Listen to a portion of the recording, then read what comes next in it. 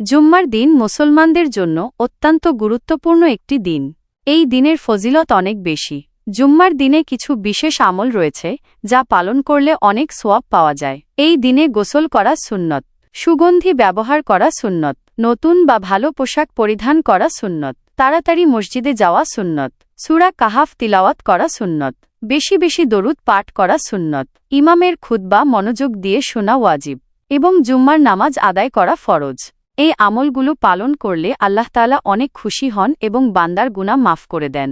জুম্মার দিনে আরও কিছু আমল রয়েছে, যেমন বেশি বেশি দোয়া করা, দান সাদকা করা, কবর জিয়ারত করা এবং আল্লাহর কাছে ক্ষমা চাওয়া। এই আমলগুলো পালন করলে আল্লাহ তাআলা অনেক খুশি হন এবং বান্দার গুনাহ মাফ করে দেন। জুম্মার দিনে হেঁটে মসজিদে যাওয়া অনেক সওয়াবের কাজ। রাসূলুল্লাহ হেঁটে মসজিদে যেতে উৎসাহিত করেছেন।